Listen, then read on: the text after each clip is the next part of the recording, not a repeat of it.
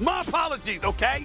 The man is back. The Mad Dog himself, him and all of his minions out there nationwide, thinking that they just gonna roll up in First Take and take over. Obviously, we see Mad Dog. He's back in the mix. Forehead shining. He looks good. Got the great smile on his face. He's a good-looking man.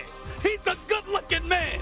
Before First Take, after I get through with him, I don't know.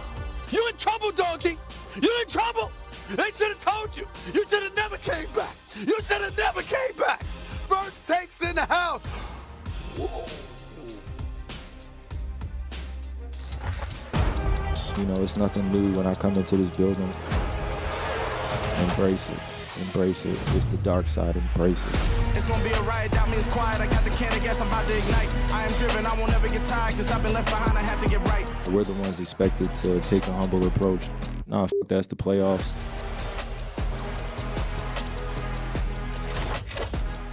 I don't know what happened with that woo, Stephen A., but I know someone who is going to bring it. Oh, yeah, this sure. guy. Yes, sir. How are you? Christopher Mad Dog Russo. You guys last. I don't we missed you, too. You look very handsome. You're looking well. Yes. Great to have you. Oh, hi, Stephen A. Hey, listen, first of all, Molly, that's a cheap shot right there. You start off with the cheap shot. Oh, hi, Stephen A. I saw that. That's all right, though. Doggy, it's good to see you, my man. The tie looks sharp. The outfit looks good. Don't know about the hair, do a little bit. You might want to go to the barber to get it trimmed a little bit, but that's all right. You understand what I'm saying? I mean, but hey, listen, you on First Take and you following the yellow brick road. That would be Molly. I got you. That's right. Unbelievable. Here we go. All right, guys. Major news last night. Devin Booker, after a 31-point performance in the first half, did not play in the fourth quarter after suffering a hamstring injury. It was a loss to the Pelicans. The series is now knotted. Stephen A., what type of impact can this have? Well, as far as I'm concerned, you know, this is just a quick take here. The Phoenix Suns should be able to handle their business against the New Orleans Pelicans. They were thrown for a loop last night. Give credit to the Pelicans where it's due. They played an exceptional game. I don't expect that to continue. The bottom line is that the Phoenix Suns are built, even without Devin Booker to win this series. They're clearly built without Devin Booker to win the next series, which would be Dallas or Utah. So as far as I'm concerned, as long as Devin Booker is back and ready to go for the Western Conference Finals, I have very, very minimal concern about the Phoenix Suns. That's where I'm at with it. Right out of the gate, I get mad at them. Well, they are going to have a lot of trouble without Booker in this series. Ingram is on fire. New Orleans has got a lot of momentum right now. They're going to need him. Now, listen, could they survive here if he misses a game or two and come back from a 2-2 scenario? Yeah, they probably could. But if they don't have Booker, Stephen A., they may lose the Pelicans in round one. They're not that good without Booker. You should be tested. You got to be kidding me. You're trying to tell me they need Booker to beat the New Orleans Pelicans without Zion Williamson? How'd they play last night when he went out? They lost. They lost. They lost the game. That's what we're doing. That's what we're doing. One game. Oh, please. Oh, stop it. We'll get to this later. You got to be crazy. I'm starting with you. You start with me. They're going to lose to the Pelicans. Oh, please. Without him. Listen. Without him. Oh, please. All right. He was probably out to dinner somewhere obnoxious. All right. We'll have much more on the Suns and obviously how this could affect the West coming up. But first, we got some news on Kyrie Irving. Kyrie fined, gentlemen, $50K for his behavior towards Celtics fans. The NBA said the fine was for making obscene gestures on the playing court and directing profane language toward the spectator stands during Sunday's Game 1 in Boston. Here's Kevin Durant on what Boston fans are really feeling regarding Kyrie. It's rooted in love. They once loved you. They once cheered for you, and bought your merchandise, and had life-altering experiences coming to games, watching you play. So when it kind of gets ripped from them from just something like a trade or demanding a trade or wanting to leave, like they feel like a piece of them is gone too. First they love you, then they hate you, then they love you again. I get it. Do you have an issue with how Kyrie interacted with the fans? Oh, listen, he shouldn't. I like Durant's quotes. Those are good quotes. Yeah. I like his quotes. Kyrie should know better. You know, those fans are spending a fortune to go to these games. I don't like the language either.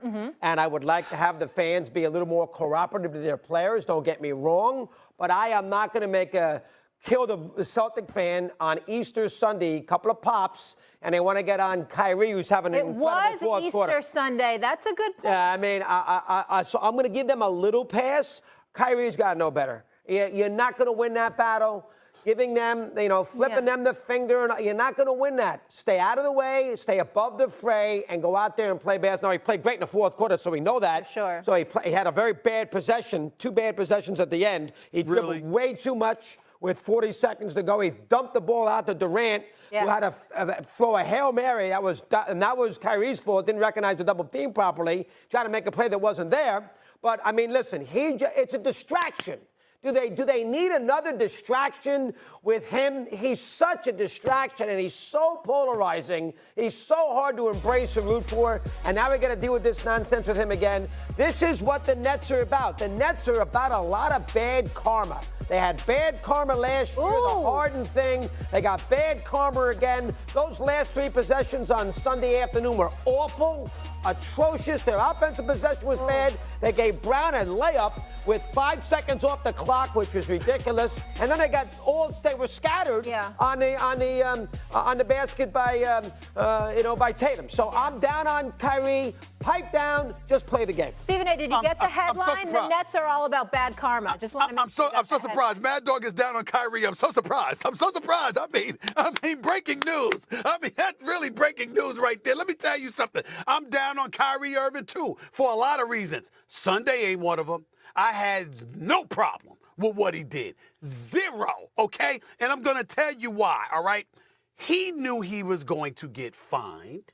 He knew that it was at least a $25,000 to $50,000 fine. It was not like he thought that, oh, excuse me, I'm right, and so I don't deserve to get fined. I'm going to appeal the fine and all this other stuff. He's not doing that. He made a statement. His whole mentality is this: I'm going to bust y'all living you know what while I'm sitting there giving you the bird with what y'all are saying to me. I'm not advocating that any kind of violence takes place. I'm not advocating that that's even something that he does in the future.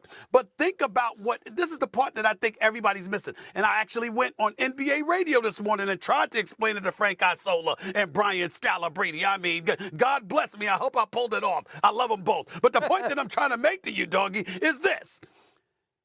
Think about how many times we lament, doggy, and I'm going to win you over on this argument. Think about how many times we lament how we suspect players don't care enough. Not all, not most, but some. It's about your brand. It's about load management. It's about protecting what you have instead of earning what you have. It's about showing up to work every day. It's about understanding that the paying customer has a right to have an expectation that what they pay for, they're going to get. Well, guess what? This is all that comes with it. Some of the times, don't you find yourself feeling that the NBA has gotten a little bit soft? I'm not talking about the players. I'm talking about the league office. I mean, every damn thing's a technical. Every day. I see guys getting technicals because they looked at the referee. Now, Jokic the other day in Denver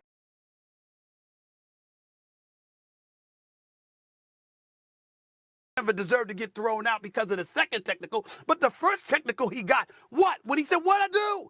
And that's a technical foul. It gets a little bit too ridiculous here. If Kyrie Irving, again, we're not advocating that you do that continuously, but in the moment, you have an emotional reaction to the kind of shrapnel that they're throwing at you. Excuse me, I don't have a problem with it. Trae Young comes to the Garden. He's sitting up there, he's waving goodbye. He's giving them bows. He's sitting there talking about we here, mocking New York Knicks fans. You do stuff like that to build antagonism, to make sure that these folks know that you're coming at them the way that they're coming at you. And then you get on the court and you bust their living you know what. Boston answered the call. What they did was they responded to the vitriol that their fans were throwing in Kyrie Irving's direction, and Jason Tatum went out there and dropped over 40, and Jaylen Brown balled, and Marcus Smart, before he won Defensive Player of the Year, did what he did. This is the kind of stuff that makes the sport more compelling. We don't need the doggies of the world. Sit down, I mean, come on. I mean, you have to be this way. I mean, enough already. No, we want all of that. It makes it better. Don't gloss over what he said, though. On Easter Sunday, you want all that? Because that was a great point. It didn't bother me either, but you're right. It was a holiday. How about Kyrie pick up the phone and call Bill Russell if he wants to talk Celtic fan abuse? I mean, with Russell, who played for the team and they gave him a hard time. He has to do that now, Stephen A. He's got to do that. He's got to go crazy and flip them the bird. Who cares what the fans say? Go out there and play. It was 20 years before he was born when Will Russell was going through all that he was going through. He wasn't even in the womb. He talking claims about? He's the world's most interesting. He's America's most interesting American, for crying out loud. He should know what happened with Russell 20, 30 years ago. I'm just tired of Kyrie. There's always something with Kyrie. You got me there. I mean, there's always something. There's a January 6th thing at the Capitol. He's got I agree with that. There's a kid's birthday party. We agree with that. The road trip. Can't take a shot because of the vaccination. The world is totally flat. agree. There's always something. I'm so tired of it. Go shut up and play the game, for crying out loud. I have no problem. Hold on, wait a minute. I have no problem.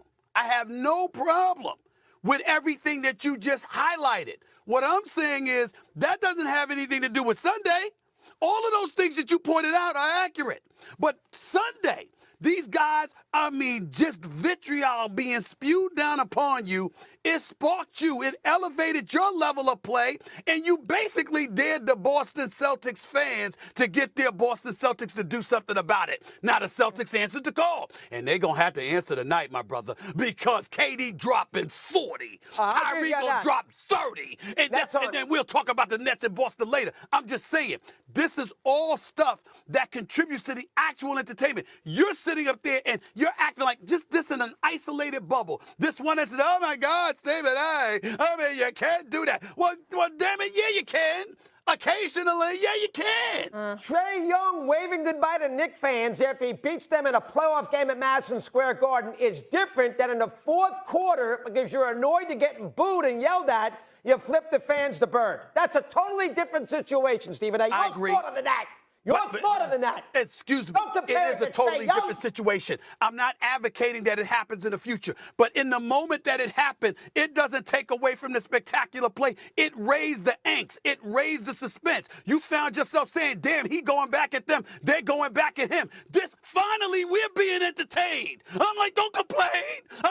Let's soak this up. They robbed us of how many games this guy's missed. He only played 20 games 2 seasons ago. Last year, he missed about 30 or 40 games. This year, here he is with this nonsense again, with the vaccine and everything else. I was ecstatic that he was actually on the court balling and going at people the way they were going at him. We win. Let's not mess that up.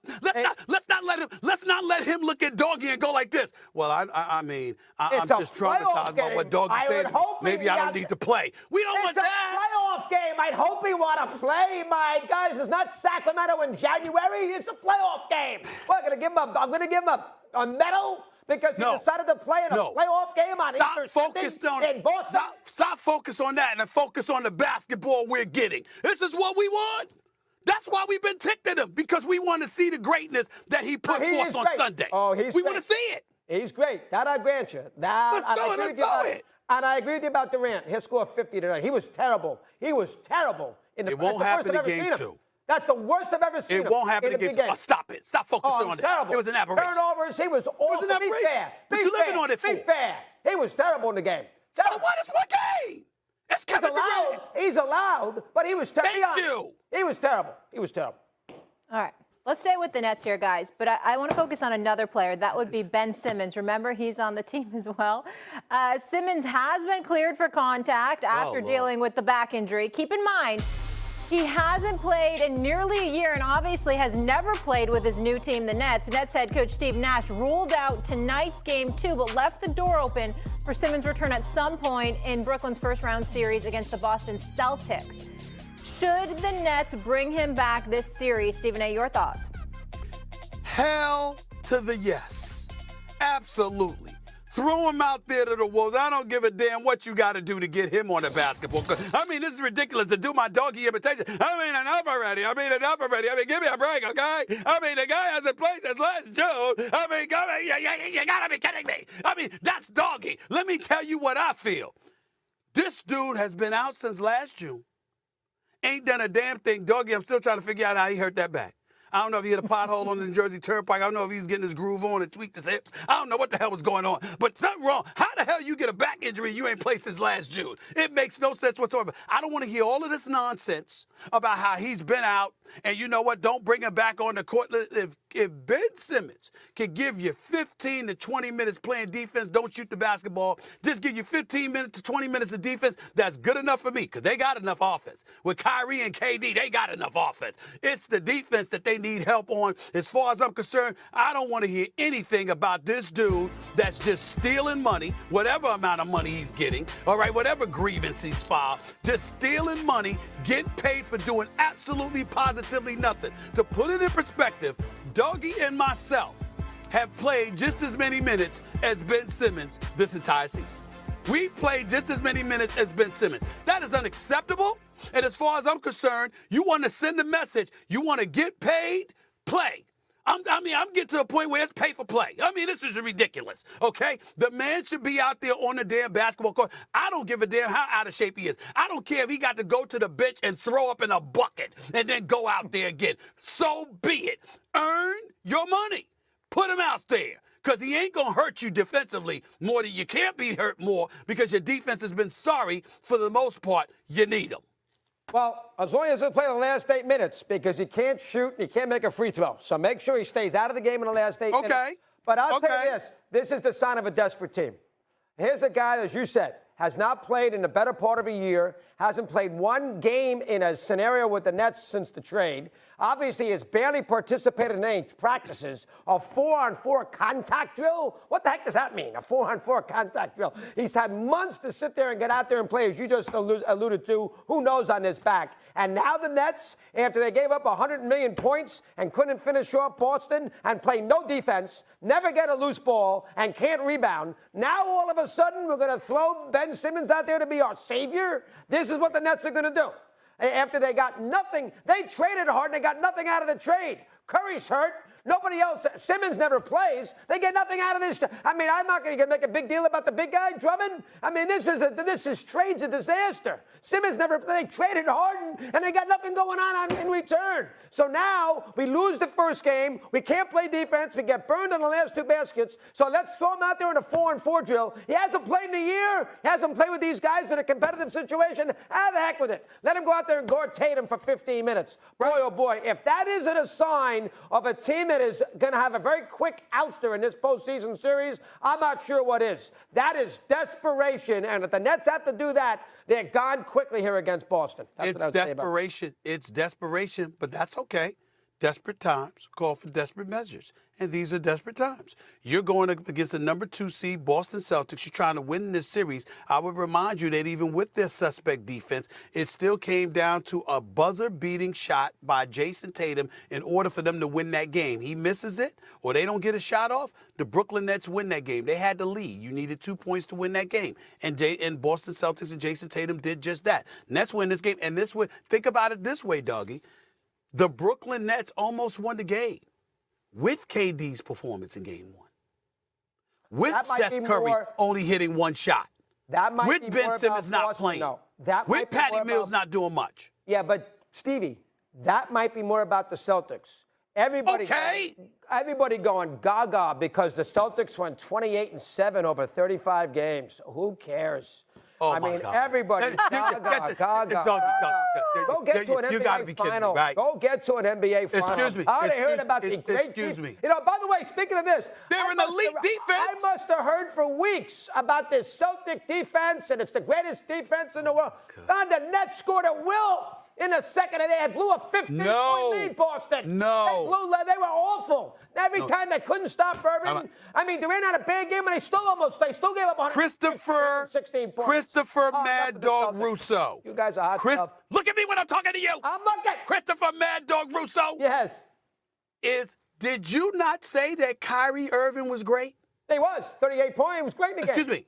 He was the only one scoring. It wasn't the team. It's that they couldn't stop that dude because he's great. You can't have it both ways. He's either great or Boston Celtics defense ain't that good. Which one is it? You guys Which make one the is it? Celtic defense Chuck Daly and the Pistons in the early 90s. Oh, Let's stop take it easy. What? Take it easy. Excuse me. Take it easy. Excuse me. Oh, my God. Listen, the Chuck Daly's defense with the bad boy Pistons, obviously, a lot was being said because they were able to neutralize Michael Jordan to some degree. He's Michael Jordan, 3 times. okay?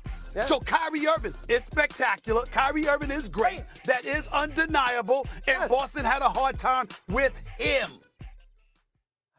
The point is, they were 28-7 over 35 games. That's Everybody right. making such a big deal that Because the they were Boston 28-7. Celtics are the greatest team in the world. Can I see something? Can I see some success? The players Can I just see started. a couple of series? Hold on, They blew a 15-point lead at home. Hold Durant on. was bad. And they Hold blew on, a doggy. 15-point lead at home in game 1 of a playoff series against the Nets team that couldn't put Cleveland away.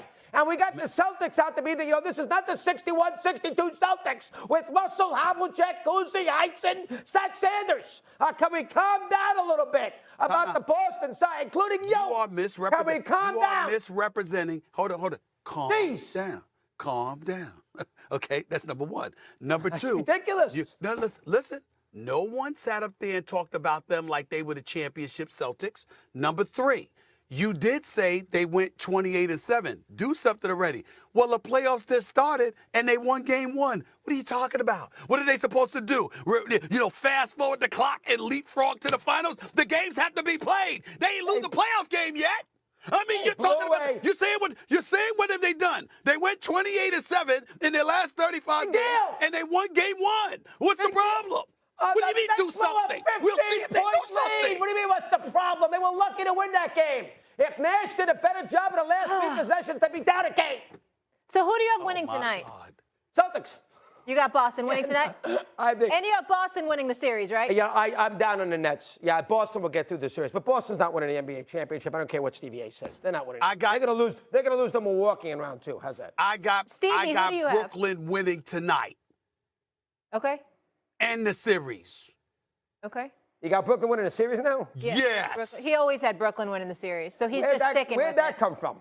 All of a sudden, Kevin Durant. That's where it comes from. Kevin He's Team Durant. Kevin Durant. You heard that? You heard that I name love him before? too, but you You can't heard win that with name? 2 players. Can you rebound the basketball? Can you rebound, as Pat Riley used to say, no rebounds, no rings. Oh, now Rebound we quote Pat Riley. the basketball. Now we quote Pat Riley. Rebound Okay, the speaking- basketball. Quote Pat Riley down. Speaking of Pat and next Riley, week you'll be like, oh, well, I mean, I Let's can't go believe it. I to don't wanna Miami deal with now. Pat Riley. Okay, Stephen A. No rebounds, no rings. You know what it is. Yes. After Jimmy Butler scored his career playoff best 45-5-5 in the victory over the Hawks, he said he's not the same player as 2 years ago when he helped push the Lakers to the brink in the playoffs. I'm not as ball dominant as I was in the bubble. Trae Young had a better outing than Game 1, dropping 25.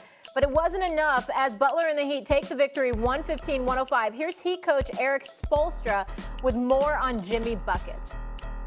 I think everybody's looking for storylines and everybody's looking for the same conventional box for winning a championship. It can be done in a lot of different ways. Jimmy is a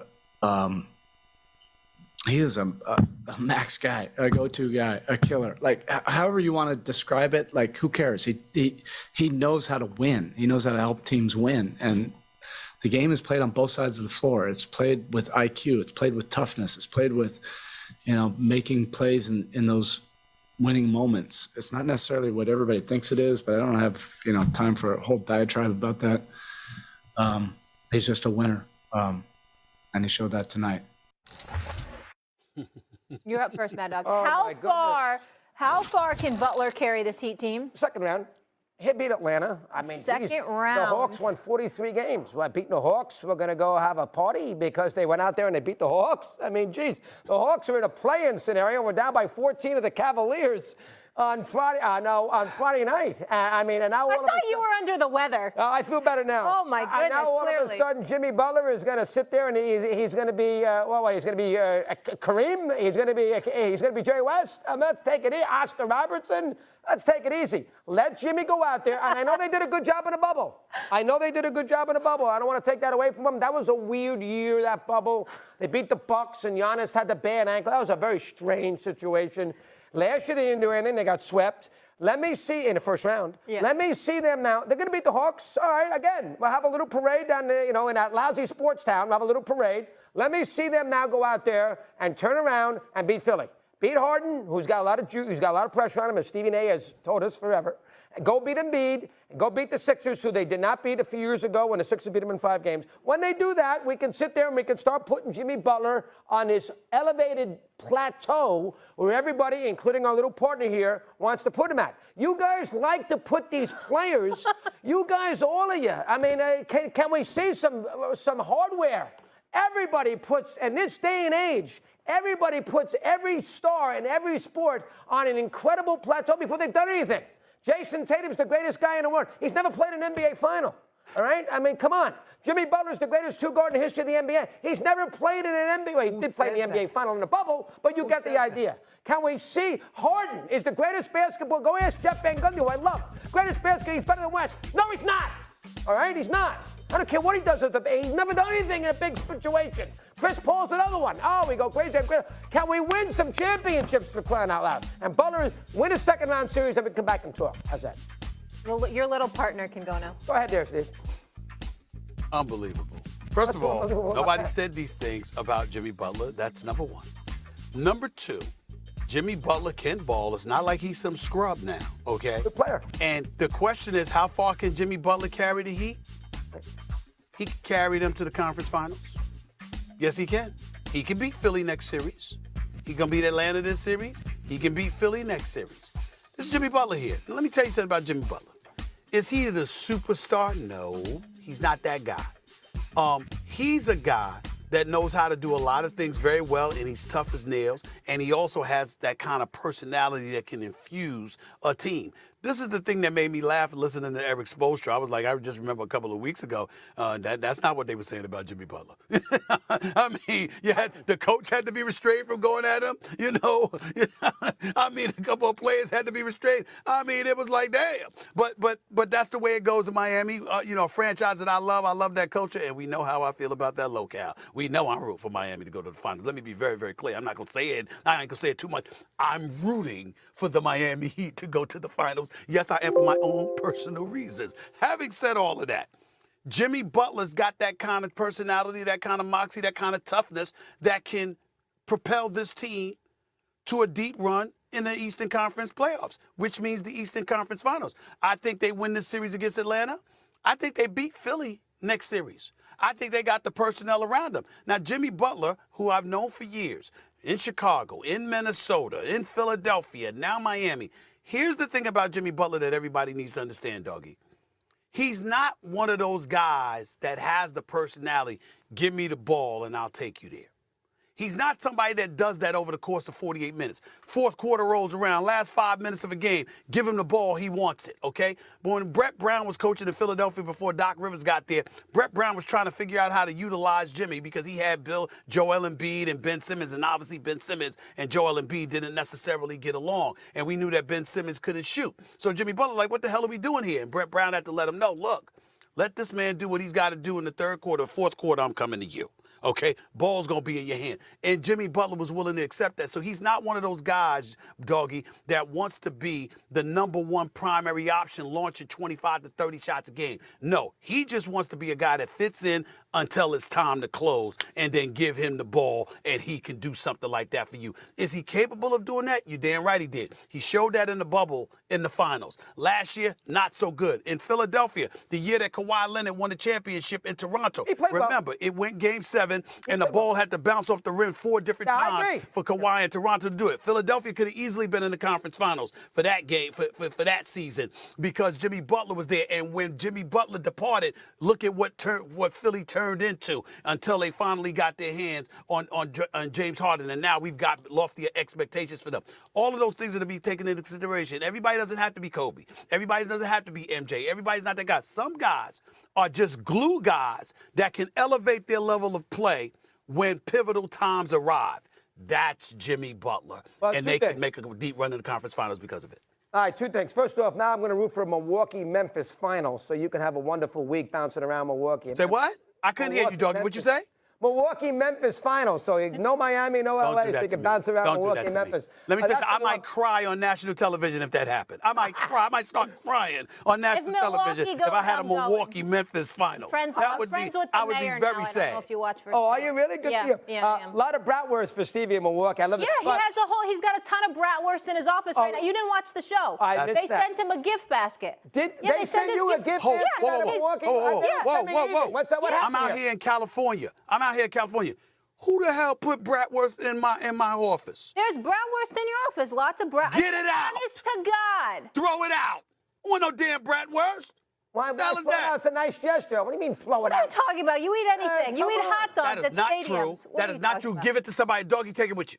A hot dog's different. I'll take hot dogs. No bratwurst. What's wrong with y'all? Get that stuff out of my office, Molly. Get it out of my office. I didn't realize this. They were very nice gifts. Very nice gifts. Very grateful. I'll go to Milwaukee at his place. I like Milwaukee. Milwaukee's a good town. It's a down-to-earth town. I'm only talking about the bratwurst. I'm not talking about the city. I'm not talking about other food. Just the bratwurst. I don't like bratwurst. I'll give Stevie A this. You never even ate bratwurst. I'll give Stevie A this. Butler's scenario will be determined in the Philly series. He's got a good team. He's got a big coach. He's got home court. If you're Jimmy Butler and you are on this level of player, beat the Sixers. You do that, Steve's right, I'm wrong. If you were a betting man, would he beat the Sixers? No, I don't think he will. Okay. I'm going to take the center in that spot. We'll get into that a little more later. I think you're entirely too hard on some of these guys. I really do. Oh, you guys, you especially. You, my gosh, everybody is the greatest. Everybody is Bob Pettit with you. I mean, can we win some championship?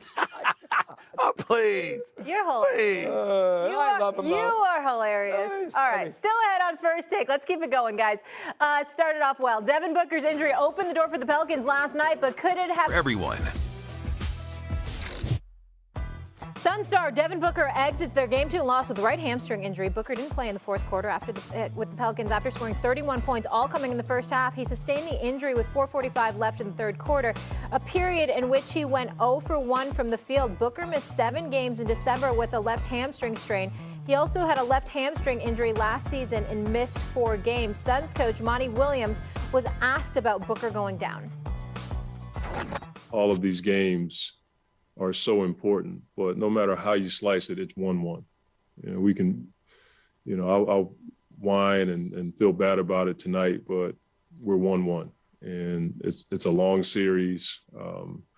We get to go to their place, and we'll do what we do. We've been really good on the road, historically good on the road. We've played without Chris and Book before. If we have to play without Book, next man up, and we've done that all year long. Do the Suns need a healthy Devin Booker, Christopher, to beat the Pelicans? I think they certainly need a healthy Booker not to be sweating against the Pelicans. One thing about the game last night you got to keep an eye on, they were losing when he got hurt, 77-74. So the idea that somehow this is the reason why the Pelicans won Game 2 it's not fair, because they did trail after he had 31 in that first half. And the other thing I would say about the Suns, 1 seeds who won 64 games, 8 games more than any other team in the NBA. And in the history of the NBA, if you've won that many than the rest of the league, you win a championship. You're not supposed to be 1-1 in an 8-1 series. Okay? When you're playing the 8th seed who won 36 games, who were 1-12 and 3-16, the fact that, no big deal, we're 1-1. No. It is a big deal, because the Suns now are going to be in a war with this team. This team's got a little moxie. This team beat the Clippers on Friday night when they were dead, down by 13 in the fourth quarter, and they came back after they blew a huge lead. Tremendous job in that scenario. They had a bad game 1. They came back last night. They were down at the half, and they won the game going away. And Ingram, I don't care what anybody says, that guy, he is – now, listen, he hasn't done anything yet either, so let's not go crazy. Let's not say what I just said regarding Tatum and Butler. Ingram's a tremendous player, and he is capable of making this a very long, difficult series for Phoenix. And I'll tell you right now, Stevie's wrong. If Phoenix doesn't have Booker, they're not getting to Golden State. They're going to be picked off by somebody, because they're not that good without him. They don't have a lot of offense. Hall's up and down. Bridges is not a great offensive player. The center's getting outplayed by Varshalunas. He's getting outplayed by the Pelican center. Crowder can't shoot. If they don't have Booker, they're going to have a lot of trouble the rest of this series. Now, I think he'll probably play. And, New Orleans doesn't have a lot of experience. And, like Minnesota last night, they got a little too happy with their first win. They didn't show up for game 2. I don't completely trust the Pelicans, but the idea now that the Suns are going to just roll off, no big deal, we'll win without Booker. They're not supposed to be 1-1, okay? When you're an 1 seed with 64 wins, this should be quick. And now they put themselves in a war. That's a bad sign for Phoenix down the road. That's what I'd say about that. I could belabor, your ridiculous take that you just gave. What's ridiculous? By pointing out the multitude of times an 8th seed has won a game in a series and stuff like that. I remember when Michael Jordan and the Bulls lost to B.J. Armstrong and the Charlotte Hornets. Yes, I remember a lot of things that's happened in the. I remember when Magic Johnson and the Los Angeles Lakers lost by 40 to the Boston Celtics in an NBA Finals game and came back and won the daggone series. So I love how you try to act like, just one game. I mean, it shouldn't be this way. It shouldn't be this way. It shouldn't be this way. I love how you try to do that. Well, the Lakers, then, I said, the Lakers are the 8th seed. The Lakers are the 8th seed against Boston in '85 game 1. Hold on. Don't interrupt me because I'm getting to somewhere. Doggy, one of the mistakes, one of the worst things that happens with you is that, I listen to you. You see, I'm listening. I'm scouring through Mad Dog Radio sometimes. I'm watching. I'm listening. And when I hear your bizarre takes, I remember the other day, I just couldn't believe that what I was hearing.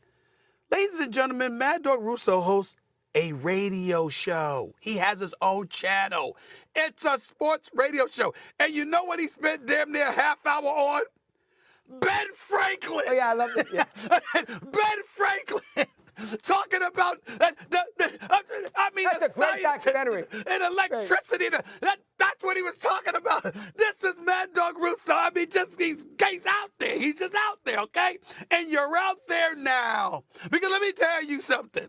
The Phoenix Suns, led by the best point guard, the best pure point guard in basketball right now, who's approaching 37 years of age, is Chris Paul. That's the leader.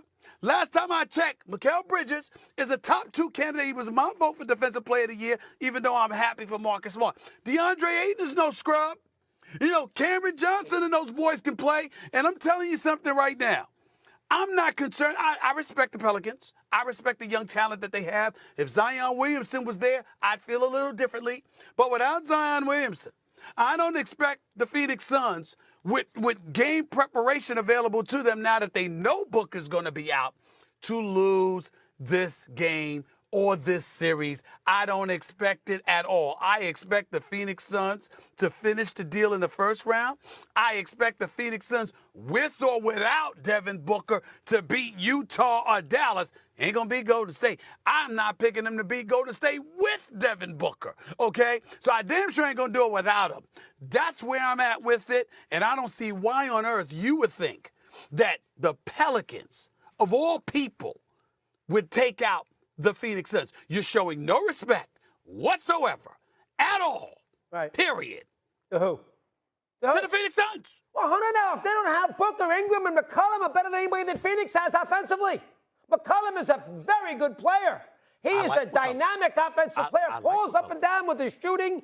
5 for 16 last night. Last year a game against Milwaukee was awful. I mean, and we all make Chris Paul. He's not a transcendent figure because he does State Farm commercials. He's not a this is not Ray Bork with the Boston Bruins who went to Colorado and won a Stanley Cup. The whole world loved it. This is not Oscar Robertson going to Milwaukee so he can win a championship. You love Bob Cousy, didn't you? He is not beloved. You love Bob Cousy, didn't you? Did you talk about Bob Cousy? Did you rave about Bob Cousy? You know what Isaiah Thomas says? You talk about pure point guard, quintessential floor generals. Tell me somebody in the game of basketball better than Chris Paul right now. Tell me one person. What? Can I think about it? You think about it. You think about it. Really? Think about it. You, the historian that you are. What you need time to think for. I thought you knew this stuff. And Give by me the way, one point guard. Better, one quintessential pure floor what do I count? general. Is Curry a point Extension guard? of the court. Is Curry a point better guard? than Chris Paul. Is Curry a point guard? Who? Is Curry a point guard? Yes and no. He's a point How guard, about but he's Trae a Young? shooter. Is Trae Young a point guard? Yes or no? They're scorers. Oh, is he a point guard? They played a point guard because they're small, but they got the ball to score. Let me get this straight. Let me get this straight now. Booker doesn't play. No, We're going history now. Enough. We're going history now. You're not getting away with this, doggy, because you know exactly. You're trying to be slick. Enough. You know exactly what I'm asking you. I said, if you're a point guard, a floor general, run the show. Is there a point guard in basketball better than Chris Paul? All right, so if that's the case, they will win this series without Booker. That's your point? Yes. How many games? 6. I'll tell you something right now, okay? You have overrated Phoenix. We sat here 2 weeks ago. You tell me how great Phoenix is. You know, Phoenix lost a home game. They're a 1 seed that lost a home game, all right? There's only 3. They lost a home game, and this is not the Lakers Celtics in '85 with Bird. I mean, come on, that's the difference. Don't compare it to an NBA final. They should not. They had a lead. They were trailing last night when Booker got hurt. That is not as good a team as you guys make it out. There's another guy. You guys make these teams and these players out to be Hall of Famers before they do anything. Phoenix blew a 2-0 lead last year. They lost 4 straight games to Milwaukee. They didn't play very well last night. They should have really played a Game 7 against the Clippers last year. And now you got Chris Paul, 37 years of age, but you're being slick. In the history of the NBA. You're being slick. You're being slick. You're being slick because you're going back to your original point about how Phoenix could lose this series. And I sat up there and said to the historian, the guy that brings up George Miking and Bob Pettit and Oscar Robertson and say Elgin Bayless, I asked a historian that's got his own damn channel, that's got his minions scattered all over the country. I said to you, I asked you a question. Is there a better pure point guard in basketball today? And you brought up the Suns. You were evasive on purpose. You're trying to be slick. You're not getting away with it. And you're not going to escape because I'm going to call into your show and bring up the same subject again because you're trying to avoid it because you didn't have an answer. You didn't have an answer. Paul fan, but let's take it easy. They lost last night. Paul did nothing. He's out. One game. And they got Ingram and McCollum on the other side. And this New Orleans team's got a lot of juice right now. They got a lot of buzz. That team feels good about themselves. That Clipper win was a tremendous win. Last night was a great win to going home. That's a dangerous team. That's a dangerous team. They feel good about themselves. Hey, Molly, I didn't know. My bad, Molly. Doggy's got me there. They feel good about themselves. I gotta give it to them. They feel good. They feel good about themselves. So that's why they gonna win. I mean, really? I mean, come on. You know what? Denver was feeling really good about itself too. Denver rolled up in game 2. They got no players. They were feeling good about themselves. They got McCollum and Ingram. Out of the state. I mean, really unbelievable. We got it. Well, let's get into commercial, guys. Many believe the Nets are facing a must-win game tonight. So what? Welcome back into First Take. JJ Redick joining the partay, and JJ okay, yep. Oh, before we go any further. Yeah, sir. You know, because there's no gender bias here. I said it to Monica McNutt yesterday, and I'm gonna say it to JJ Redick today. You're sitting in that seat, my brother. Oh yeah. There's a responsibility that comes with sitting in that chair. Fair enough. I'm watching. Fair enough. Continue. Okay, we'll just take a moment and then we will. You're unbelievable. How has he been this hour, the past hour? Has he made it about himself the whole time? He hasn't. Because yesterday you were on one yesterday. Because, you know what? I think it's because Mad Dog's really stealing the show from him. Okay. He doesn't like that. So, please. No, JJ's got a problem with me. We gotta let me just tell you really quick. So yesterday, Stephen A. referenced Stephen A. 24 times. Dan Orlovsky counted it. 24 times? In the first hour. It really happened. We got the analytics. And you know what my response to that was, right, Doggy? I said, is that all? Is that all? I mean, it should have been more. It is his show, so I guess that's what makes Stephen A. That's what makes him fun. So, JJ, you were watching us in the first hour, and I understand that you have a bit of a problem with something that was said by he does. This guy. We gotta give him a chance to fight me up. This guy. Well, I don't know what it's about, so tell me. Well, no, I have to see this. Look, you were talking about the Suns. You were talking about Devin Booker's injury, and there were some questions that you had. Right. And in passing, you made a comment about Chris Paul, saying that Chris Paul was up and down. He's had some very spotty postseason moments. My issue with this is that Chris Paul has been a model of consistency for 17 years, and in the playoffs, he has been great. And if you're going to point to 1 or 2 games, we can do that with every player. I'm sure we could go back to your era in the 1950s and 60s and find some spotty performances from Dolph Shays and Bill Russell. He won a championship, Shays. But the missed free throws in Oklahoma City. He lost that series when he was on the Clippers. Missed 4 free. Was it 2 or 4 free throws? No. I was on the team. It was he missed a some turnover. Free throws. He fouled Russell Westbrook, and then he turned it over on the last play. Didn't he miss some 2 free throws? There was no free throws involved in that how game. about last year in one of the games against Milwaukee? Didn't he have 5 points in Game 5 against the Bucks and was awful in a game? Okay. If you are an NBA Hall of Famer. What about the entire level, Lakers series where he couldn't shoot a basketball, physically couldn't raise his shoulder and arm above his head, and he gutted it out and beat the Lakers? I give him. He did the good. So job does he get credit for that? Does he get we credit are for that? putting him on this level of the all-time greats. When you put him on the level of the all-time greats, you can't have these kind of games. Is he an all-time great, JJ? You can't put. He's absolutely an all-time point guard. He's an all-time great point guard. Without if question. he wins a championship, he's in the conversation for the greatest point guard ever. I'm not saying he's the he's not. The greatest point guard. He's not Bob Cousy. He's not Bob Cousy. Bob Cousy couldn't dribble with his left hand. Bob Cousy changed the game. Chris Paul didn't change the game. Bob Cousy won championships when there were 8 teams in the NBA and you had to win 2 playoff series. Guys, Let's celebrate Bob Cousy in his era, but you can't compare pre-1980 with yes, you can. with the modern NBA. No, you cannot. No, you cannot. Well, how about Weston Oscar? Can you compare Cousy with Weston Oscar? The great players could play in any era. There's no doubt about that. Cousy was first team All NBA when Weston Oscar were playing. And he was first team All NBA. That's against Weston Oscar. Well, first team All NBA. Has Paul ever been first team All NBA? Did Bob Cousy ever shoot over 40% from the field? Well, in his we career? understand that. Did he overshoot? Did he ever shoot over 40%? Probably 39, 40%. Different kind of game. Not once. Not fair. Once. That's fair. He also had 29 assists in an NBA game. Oh, well, he was being guarded by plumbers and firemen. Oh, come on. That is true. That is true. Jerry West is a plumber or a fireman. Bob Cousy is the best point guard ever. He changed the way the There game is was no played. doubt, Doggy. He changed the game. Stop The game it. was not played the way Stop he it. changed the game. Cousy did. Stop How about it. Nash? Do you think Chris Paul is one of the top 5 point guards. Chris Paul is one of the top 5 point guards in the history of basketball. I got to think about that for a minute. That Anyway. seems a little strong for me. What? Yes. Oh, my Lord. Kyrie Irving was transported and teleported into a 1960s finals Game 7. Well, they would look at him like he was a wizard. You have to judge players in their time. You can't take a player 60 years from now and throw him back. But the 60 years ago. context You of can't do playing that. against 7 other teams, and for most of those championships, which is the argument for any Celtic in that era, they had to win 2 playoff series. They also had to beat Wilt. You think anybody today is as good as Wilt? They had to beat Wilt.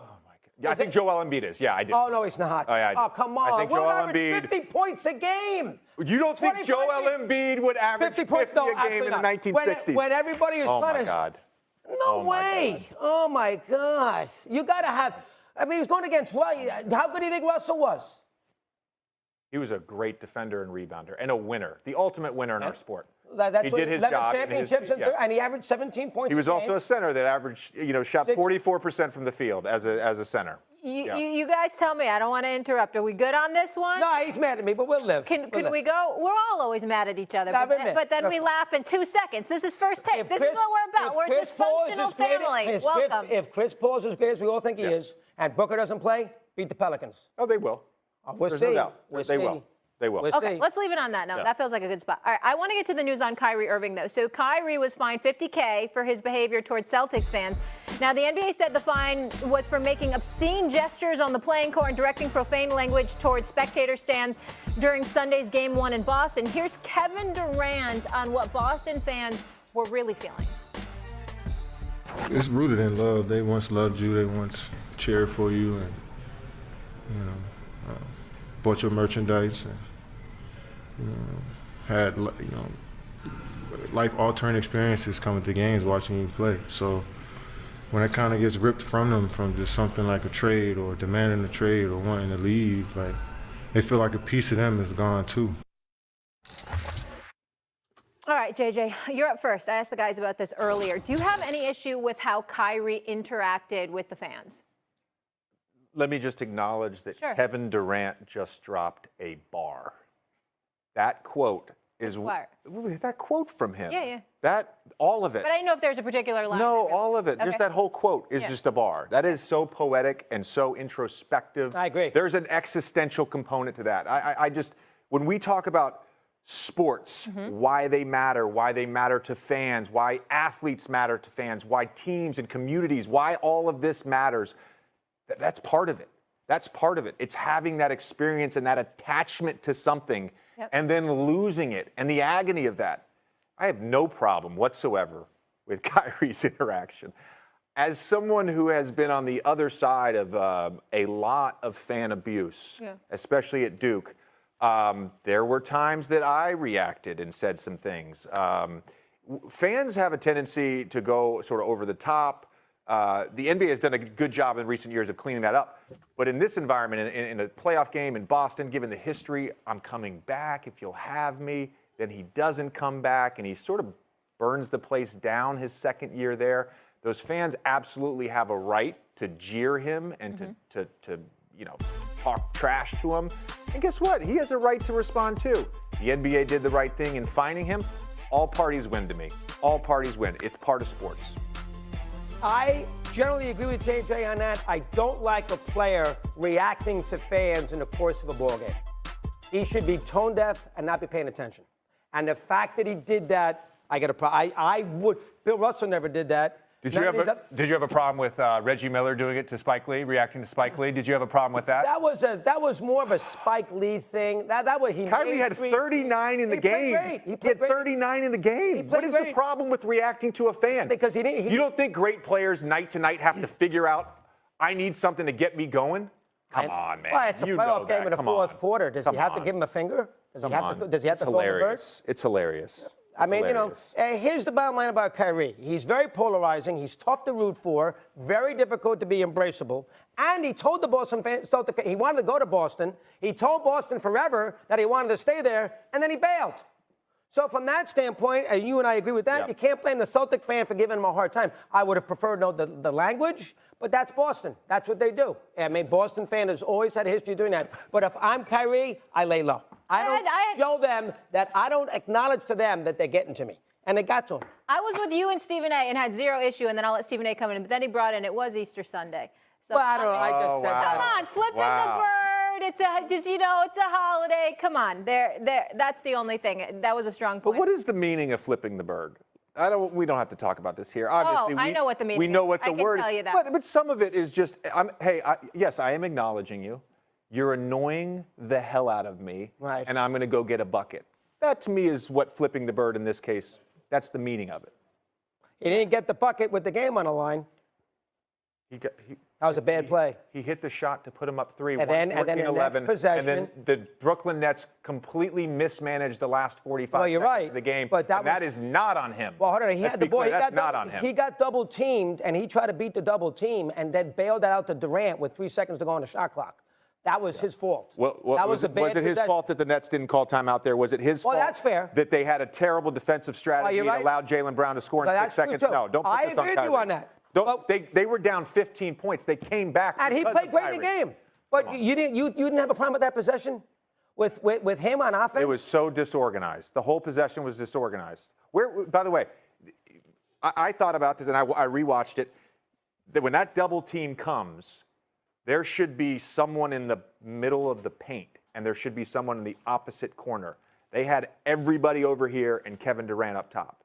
There was really no real good play to make out of that other than trying to dribble around and create something. There was terrible spacing. It was totally disorganized. They should have called timeout. Well, they should have defended that possession properly. Oh, that's it was 114, 111, and then they should have called timeout. I want to get Stephen A. Stephen A., where are you on all of this? Because a lot was just said. Well, the first thing that I want to say is this. I want to have J.J. Redick and Doggy on more often because, obviously, anytime I need a break, I'm certainly going to get it with those two. They can talk for hours, so that helps me out. Thank you very, very much. I actually sat here and had breakfast because that's how long y'all went on. Good for me, okay? All my fruits and everything like that. Secondly, J.J. Redick, I completely agree with you. I'm with you. I don't have any problem with what happened with Kyrie Irving. But I will disagree with you on this point. Those last couple of possessions that you're pointing to, and you talked about Kyrie is not to blame, he is to blame. And here's why he is to blame. Because better coaching would have prevented that from happening. Who's the guy that wanted a coach that really said, I don't need a coach? Who's that guy? Who's the guy that sat up there and said, we really don't need a coach, it's not that important, and got KD to co-sign on that? Who's the guy that facilitated a guy that has never coached on any level being the head coach of a championship contender? You don't get to manipulate all of that and then walk away and be like, I had nothing to do. Not to say that Kyrie was doing that, but I'm just articulating your point. No, he had everything to do with that because better, more experienced, more seasoned coaching would have prevented those kind of things from transpiring. But Kyrie don't need a coach. So, yeah, that part is on him.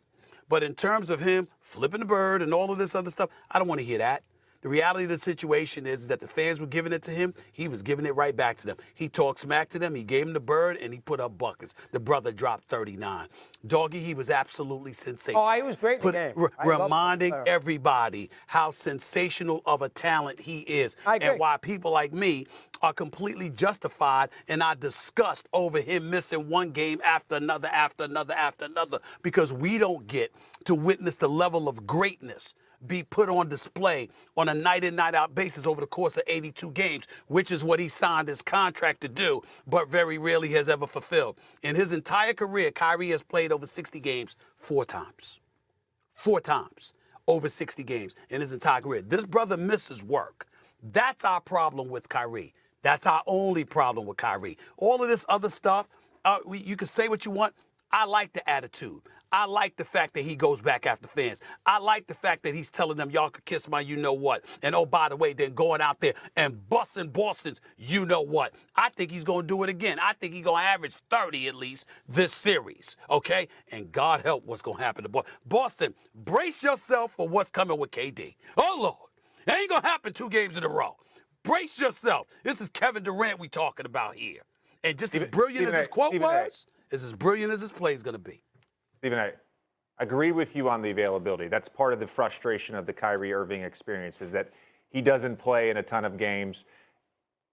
But you just said, like, you have another problem with him because you just talked about the imprint that he has on the culture in regards to coaching or whatever it may be. That you said you have one problem with him, and that's his availability, but you have a second problem with him, that's the impact on the culture. In the moment, it is the coach's job to call a timeout. It is the coach's job to set a defensive strategy in a huddle. That's not on Kyrie. That's not on Kyrie. No. What I'm saying is, you said you didn't need a coach. So as a result, they hired somebody. With all due respect. No. He said that after they hired Steve Nash. Time out. And the Steve Nash thing was done for months. Hold on. Steve Nash thing was done for months. This is he first said that take, 9 JJ months Redick. after the first You don't get away with that BS. No, you're not getting away with that. Kyrie Irving had everything to do with the decision that was made in terms of who they hired. He didn't say that about Steve Nash just afterwards. They came to Kyrie and KD before they hired Steve Nash. That is a fact. So the point is they had to endorse it to transpire. They gave the endorsement. He might have given a quote publicly thereafter, but they endorsed his hire. How come if you have a championship squad, you don't insist on an experienced coach being in that chair so you know that you're prepared for moments like Sunday? You know that. You think Steve Nash is going to take this job? You think Steve Nash needs the money that he wants to get away from his kids? That has nothing to do with this. No, but hold on. He's going to take this job, this Hall of Fame 2-time MVP. He's going to take this job knowing at the time, the first conversation, that Kyrie says, we don't need a coach. You think he knew that Kyrie felt that way when he took the job? I'm not talking about Steve Nash. No, you are. You're saying. No. I agree with you that Kyrie and KD had to endorse this. I'm not talking about him. After the hire. See, Steve Nash has done nothing wrong here. I would have taken the damn job. Steve Nash has done nothing wrong. I'm simply saying the level of experience that he lacked. Kyrie Irving is a champion. KD is a 2-time champion. They've been in the league for years. They know what it takes and what it requires. And Kyrie's thought process went into giving the okay that he gave. And the point is, I'm saying you should not have okayed that. You should have wanted a more experienced coach for moments like this. It takes a lot to win a championship. It takes a lot to be successful on a professional level. You don't take a guy that never coached anywhere and give him the job. He's never coached anywhere. JJ, let me Ever. ask you this. Do you think Steve Nash is the right fit as head coach of the Nets? Yes, I do. Okay. Yes, I do. I absolutely do. And you think he could lead them to winning a championship? Yeah, and I think I talked about it all morning on Get Up. It's dependent upon, is Ben Simmons remotely healthy and available to play 25 to 30 minutes a game? In that case, that is a game changer for the Brooklyn Nets. And do you think Ben Simmons should play? If he's healthy, he should play. In this series, would you in the same way when I talk about Devin Booker or Luka Doncic, they should look out for their own health. Yeah. But if they are healthy enough to play, yes, they should play. No, but let me just say this, because we've had a lot of former players on, and they said that he would be more of a liability. I remember having that conversation that potentially Ben Simmons would be more of a liability because he hasn't played in so long, that it wouldn't be the right decision. And these are former players, but you think he should potentially play in this series if he is healthy? Well, he solves two issues that the Nets have in this series. Okay. Number one, whether it's Patty Mills, Seth Curry, Kyrie Irving, they are going to target those guys over and over again. So you need another wing defender in Ben Simmons. The third piece is they got to figure out a way to get Seth Curry going. They got to figure out a way to get Patty Mills going. A lot of this series will hinge on whether those guys can have big shooting nights. There is no one in the NBA over the last few years that has created more three-point shots for their teammates than Ben Simmons. All right. Steve Nash is getting better and better. I'm quite sure he'll be successful in the NBA. One of the great guys that's ever played in the NBA, as a person and as a player. He had no experience and was thrusted in the position of coaching a championship squad. He never deserved the job. And there have been moments last year in the postseason, some would argue, that showed that. Players, coaches, executives know that. He's going to do well. Coaching job? He's going to do well. Have a coaching job? I'm sorry. Did Steve Kerr ever have a coaching job? No. Okay. But he was a general manager in the NBA who was hiring coaches and played a role in defining the qualifications that you needed in order to be a coach. Different roles, you know that. I'm just saying, he has an idea because of what the qualifications that came along with it. The qualifications to be an NBA coach. And by the way, when Steve Kerr got the job, we weren't supportive of him getting the job. Because we thought that Mark Jackson had built the foundation of it and didn't deserve to lose the job, which is a different subject. Final word from you. Anything you want to add? He just did a great job. There's too much to unpack there. That's for another. This is all for another day. Okay. There's too much. Guess what? Here's the That's all. I ain't going anywhere. He was great. He got on me about Paul, and he great thought on Kerr. That one's good.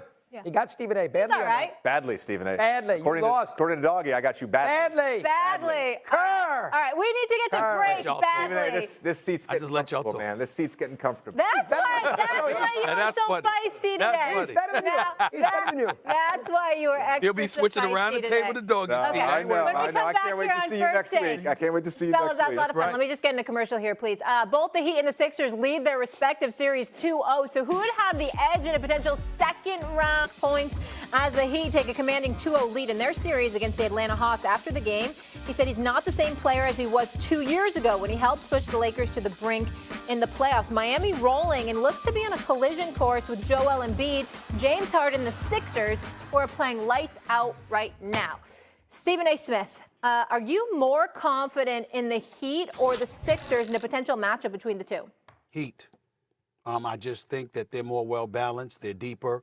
I think that, don't get me wrong, I've noticed Maxey has come on strong. I think that's a tremendous thing. Obviously, you look at Tobias Harris. He's made his presence known in these first two games against Toronto as well. Joel Embiid is my MVP. But I got to tell you this.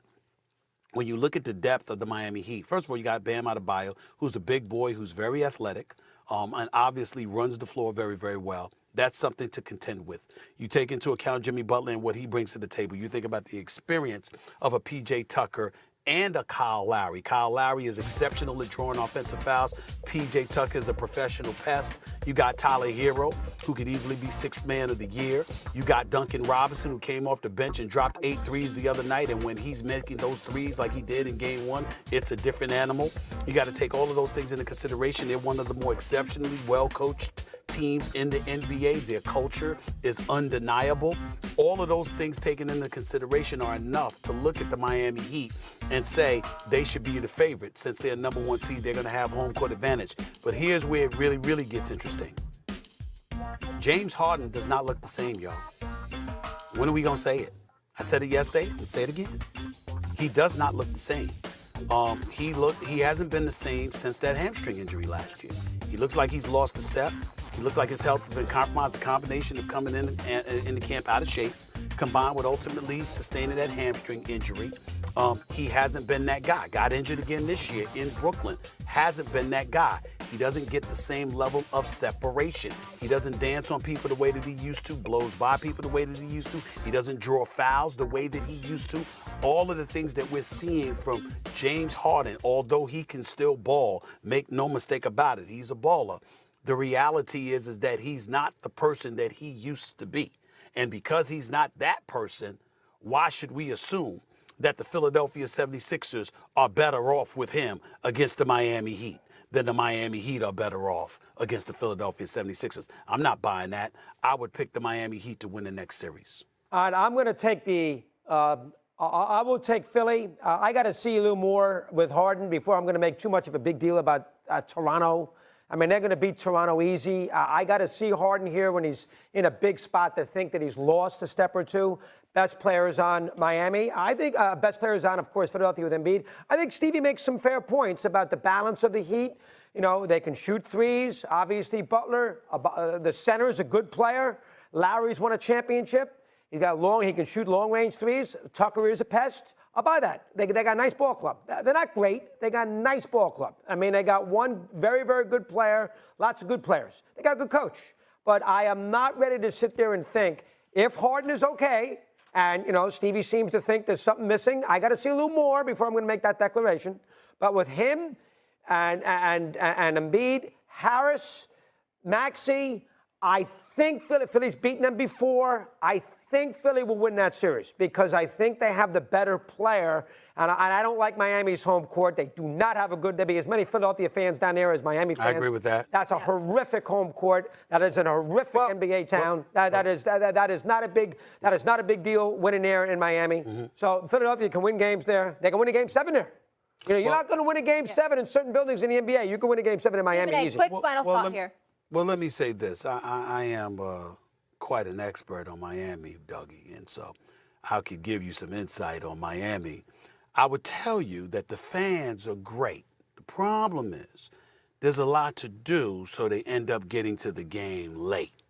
They don't get there early. So at the beginning of the game, you'll see a lot of empty seats. You'll see a lot of people that's not there. You're wondering about the crowd or whatever. But come third, fourth quarter, you all of a sudden see it packed, and you're like, where the hell did this come from? Well, where it came from was that, you know, folks were on the beach or somewhere in South Beach, and then they go to the game. They don't show up there on time in Miami. Sounds like you. That's the problem. All right, so Stephen, but they show up. Giving Just the Heat the edge. I don't know if that's personal agenda, and you're giving Philly. I'm giving Philly the edge. Yes. All right. I'm giving you facts. I'm giving you okay. facts. Yeah. Facts. Trust me. I'm not arguing.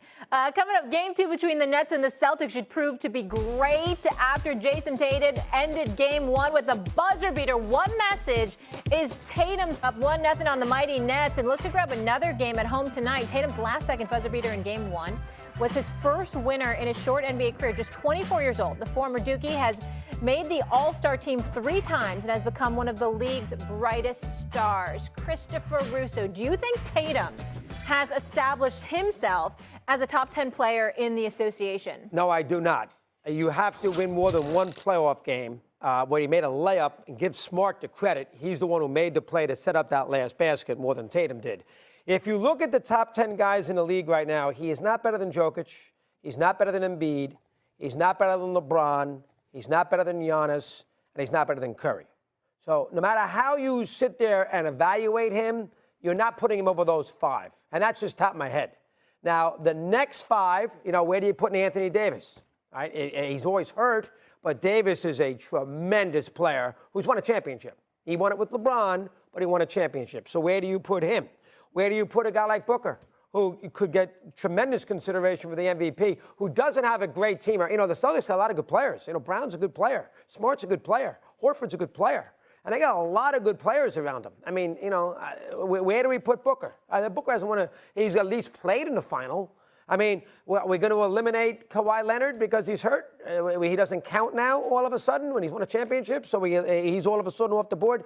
Listen, he's a heck of a player, but again, this is what people do in 2021 America and 2022 America, including my little pal over here, Mr. Smith. We put them on these incredible levels, these pantheons. Always a top 10, always one of the all-time greats, always this, always that. And the man has never played in an NBA final, right? In Game 7 against the Celtics, against the Cavaliers 4 or 5 years ago, LeBron had nobody. Right, Steven, he had Smith. It was a terrible team. That team that got romped by the Warriors. I mean, he didn't. You know, in the last 5 minutes of the game, that was a 1-point game. They didn't win. He didn't win again. That's also a couple years ago. He's 22 years old, and it was LeBron. But so. I got to see a little more before I'm going to put him on this incredible level of a top 10 player in the NBA. He's no higher in my eyes than, say, 6 or 7 right now, and I can debate it. Go ahead. The one great thing about you being on this show with me every week, Doggy, is that you can count on Wednesdays you being the Grinch, not me. You are something else. It's unbelievable. I mean, the stuff that you come up with. Doggy, I got news for you. You want me to give you the breaking news? Yeah, go ahead. He's 24. All right, fine. He's 24. Like 1 year in college. How many years does he play? He's played 5-6 years. Excuse me. Did I let you speak? Did I let you speak? I thought I let you speak. I thought I did, right? You did. Doggy, do you realize that Jason Tatum has been to not 1, but 2 Eastern Conference Finals? Do you realize that one of them, he was in Game 7, 48 minutes away from a berth to the finals, and LeBron stopped him? He's 24! So why you got to put 24! I mean, you're talking about the guy like he's been around for a decade and a half, and he can't get it done. He's just getting started. By the way, he's not Magic Johnson. I know he's not Magic Johnson. He won a championship when he was a rookie. I know he's not Bird, and you know what? I got a championship my first couple of years in the NBA. I understand. Did you love Dr. J? How many years did it take him to win a title? Don't you think Jordan's the greatest? It took him about 7 years. How about LeBron James? I mean, come on, doggy. I mean, the guy is knocking at the door, and you're knocking him. He's 24. He's 6'9".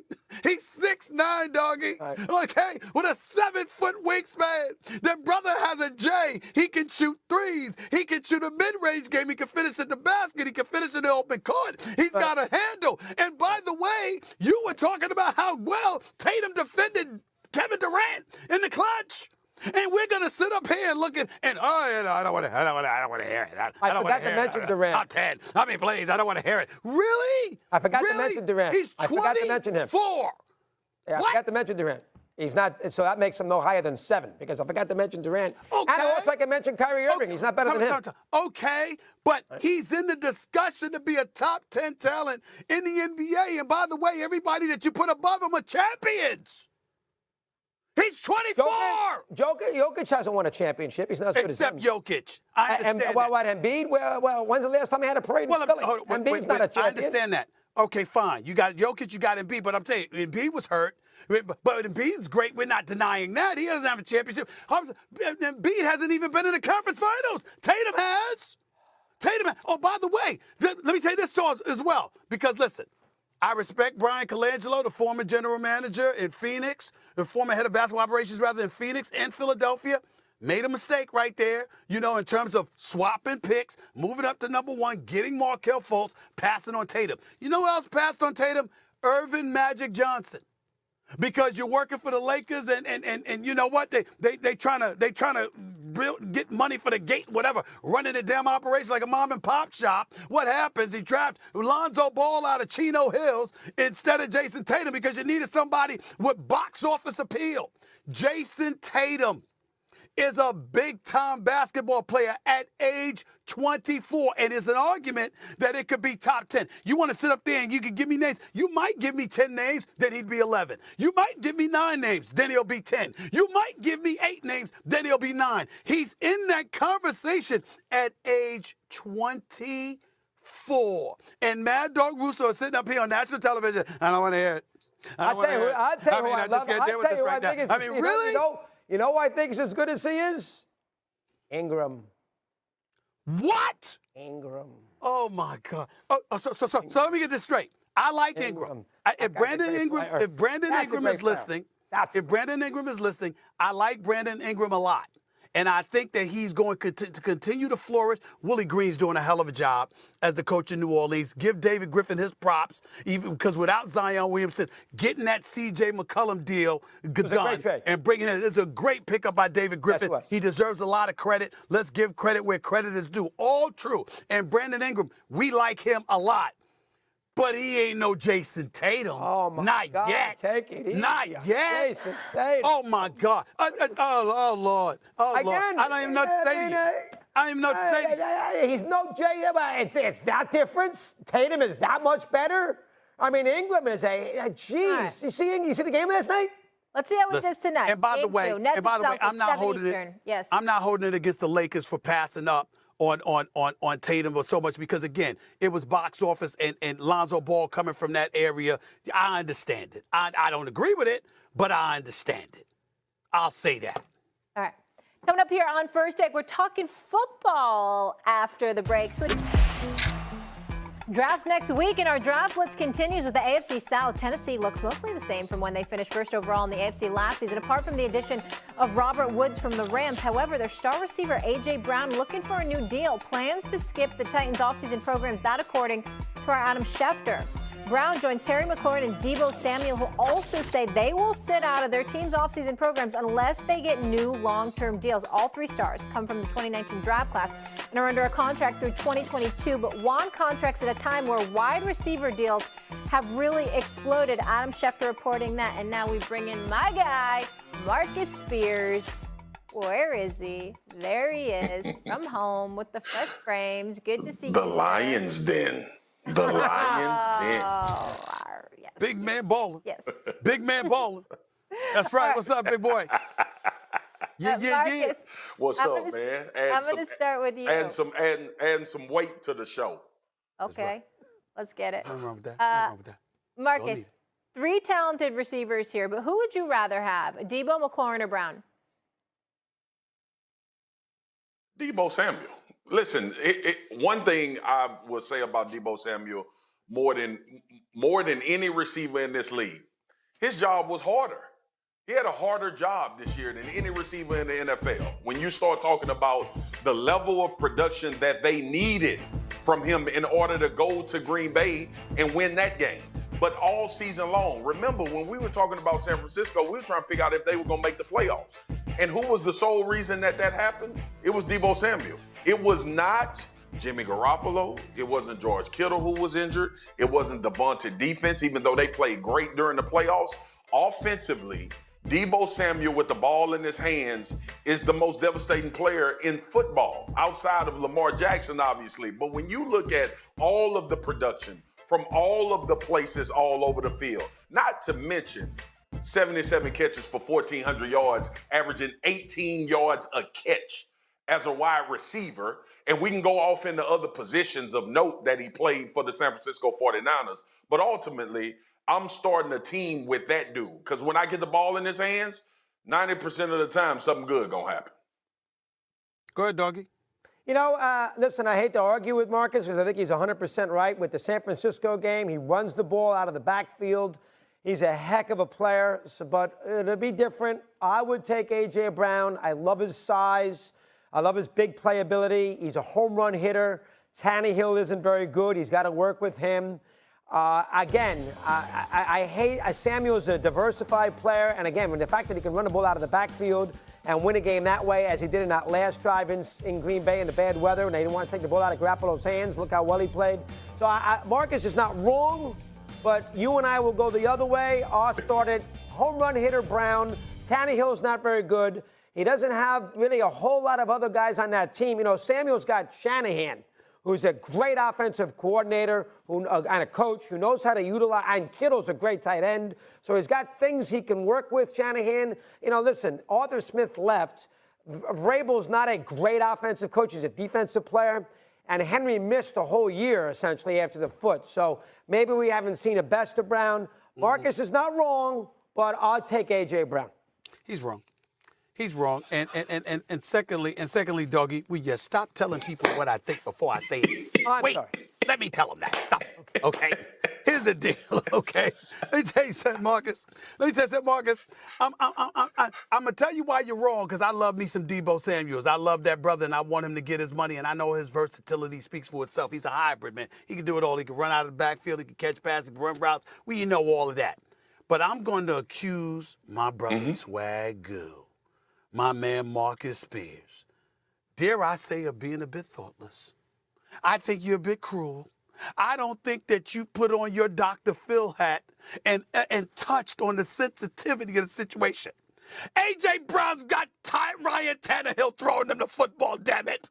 I mean, let's give our prayers. Let's give our prayers and our thoughtfulness about what this man has had to endure, okay? He's had back-to-back 1,000-yard seasons before he played 13 games and had over 800 yards receiving last year. They got the 15th ranked offense, 24th ranked passing attack. What's the real problem here? This brother's running routes for a quarterback that can't get it to him half the time. I'm looking at these numbers here, right here, Marcus, okay? Now, the brother had about 869 yards receiving. He caught 63 receptions. You know how many times he caught that he was targeted? 105. Okay? That's a 60%. I mean, come on. When you see the big time receivers, you see it in the highest 70 percentile and the 80 percentile. When you target them, they catching passes. Not when Ryan Tannehill throwing you that damn football. I mean, you got to remember, a target is when you throw the ball in the vicinity. So you throw the ball to Marcus Spears, and there's nobody around. There's nobody around. Well, we guess that pass was for Marcus Spears. I mean, it wasn't damn close, but at least we know it was for him. That's what we're dealing with here. This is the same Ryan Tannehill. I mean, listen, everybody in Tennessee is hyped. First of all, you go to Tennessee, there's no state income taxes. It's a beautiful thing for a capitalist like myself. I might move out there one day. Nashville, Tennessee is a nice city, okay? The bottom line is this. You go out there, right? You got the city, they're hyped. They're all ready to go. They got on their Swagoo glasses, even the damn shirt for crying out loud, looking like they in Hawaii, but they in Nashville, Tennessee, all right? They're hyped and ready to go for the game. Got the tailgate parties going on and everything. And before they got an opportunity to pass gas, this man Ryan Tannehill throws an interception. First pass of the game. He throws an interception. This one just deflates everything. And that's what A.J. Brown has to deal with. Welcome, all Doggy. I'm saying is this. Let me talk, man. Let me talk. I did let you talk. All that. Let me talk, okay? All right, Doggy, I appreciate, Doggy, you see, you know, because you said I'm right. That's all. You could have ended your whole soliloquy with what you said after that, Doggy, is what I'm right. But see, Stephen A. is not going to allow himself to admit when he's wrong. I have sat on this damn show with this man for the last 6 months. He will not even call Jimmy Garoppolo his name. He won't even call the man his name. What do you call him? Jimmy. What do you call him? Jimmy. That's what it is. So now we gonna compare. So now Jimmy Garoppolo is 7 levels above Ryan Tannehill. No, man, he get got the Kyle hell out of Shanahan. here. He got Kyle Shanahan. And he got Vrabel. Right, Vrabel's a defensive mind. Kyle Shanahan's offensive mind. I'm sorry I was ready for you to say that. I was ready for you to say that. This is a lot of fun, but I'm being told we have to go to commercial. He's I'm following orders. I can lead By too, the way, Marcus. Stephen I can A. lead too. Stephen A. Jimmy Garoppolo has a new commercial. You'll see it. New commercial. Subway. Tomorrow we continue counting down to the draft as we dive into the New England Patriots.